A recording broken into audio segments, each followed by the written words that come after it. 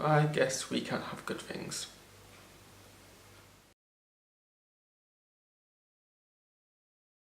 So this is the news story that James Gunn has been fired from directing Guardians of the Galaxy Volume 3. In case you haven't heard, essentially a bunch of reactionary alt-right trolls who take umbrage with James Gunn's liberal action on social media have dug up a bunch of tweets he made 6 and 10 years ago in order to discredit him, and in response, Disney, Marvel and James Gunn have now parted ways.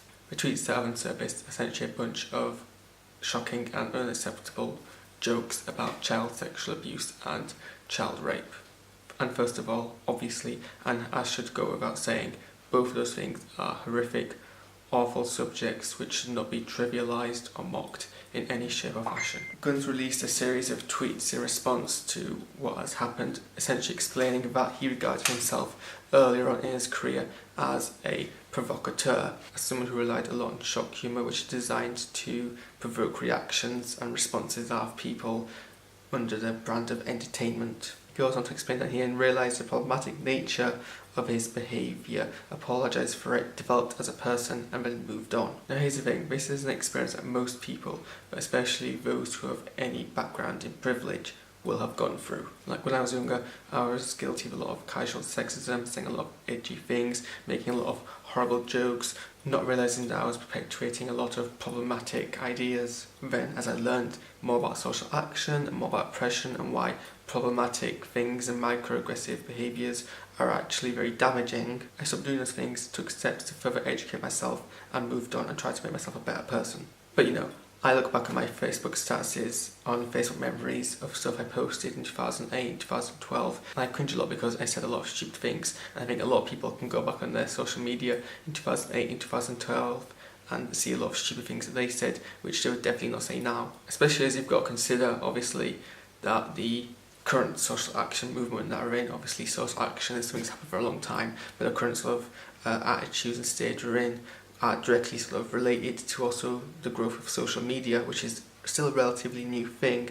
So I think a lot of people, you know, between 2008 and 2012 and now have actually educated, learnt and realised that a lot of content they made before then isn't acceptable and have moved on. And that's quite a common thing. And something common to artists, content creators and comedians, you know, normal, casual, everyday people make casual sexist, casual racist, casual bigoted jokes or viewpoints and stuff, and then they learn that it's problematic and they make steps to make themselves better and not say that stuff in the future and not perpetuate those ideas.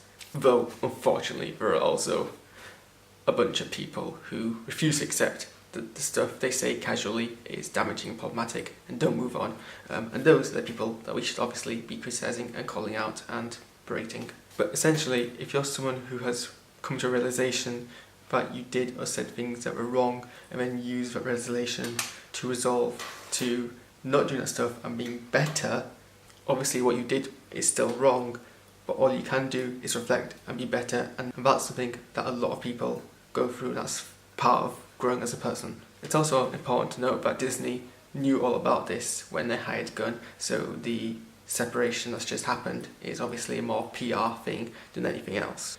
Because, as we all know, Disney have never been responsible for creating any problematic content in the past. But I be done seeing about everything when I see an elephant fly.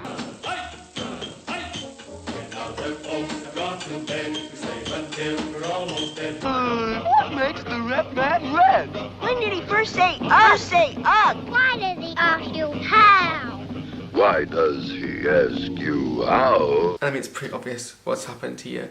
The current tactic of the kind of people who you'd find on 4chan is to discredit people and movements they don't agree with by trying to find problematic stuff that they've said in their past and airing dirty laundry. I honestly doubt that the people who have uncovered these tweets honestly care about the problematic nature of those tweets as much as they care about just discrediting James Gunn. So the question is now, where does this leave not only the Guardians of the Galaxy films, but the Marvel Cinematic Universe as a whole? Because as well as being a writer, director and executive producer on the Guardians films, he was also now responsible for the sort of creative direction that the MCU films were taking, as they are now exploring more of their cosmic properties, and James Gunn sort of had the job of kind of managing that. In the same sort of way, Joss Whedon was sort of responsible during Phase 2 for helping to world build the connectivity of Marvel at the time. I mean, I kind of hope Disney will reverse their decision, but I honestly doubt that'll happen. Gunn almost certainly won't be directing Guardians of the Galaxy Volume 3 now. Gunn had also finished the first script, but I don't think they'll be using that purely because they won't want to give him screenwriter credit, because that has the same sort of prominence as the director in some cases. Guardians of the Galaxy was meant to be the third film in a trilogy arc, so it's possible that they'll use the sort of treatment of the story, in which case they'll probably feel compelled to give him story by credit if nothing else. It'll be interesting to note that when the next Avengers film is released, whether or not he'll still have his executive producer credit on that film or not, so watch out for that. In terms of who replaces him, a lot of people are citing Taika Waititi as an obvious replacement due to his work on Thor Ragnarok, and sort of the tone that Thor Ragnarok took and how similar it is to the Guardians film, and how, you know, explored the cosmic side of Marvel more. In terms of script, for me it seems pretty no-brainer that they should go with Nicole Perlman, who was brought on to write the first Guardians film before James Gunn was brought onto the project, and he essentially rewrote the entire thing as a whole, but Nicole still sort of explored the entire franchise in order to bring that to the cinematic universe. I am really upset, to be honest, because we're going to lose Gunn's influence on the direction of the films going forward, and a lot of what's been released recently has sort of been building the foundation blocks of the cosmic Marvel cinematic universe, and he was a big part of that, and now we're not going to see where that's going to lead under his vision, and I'm kind of upset that we're going to lose that. So yeah, thanks Reactionaries for ruining something else. I'd usually end the video by inviting people to leave their comments offering their own thoughts below, but I do worry that'll open a can of worms. But sure, let me know what you think in the comments below. I'll look forward to reading them.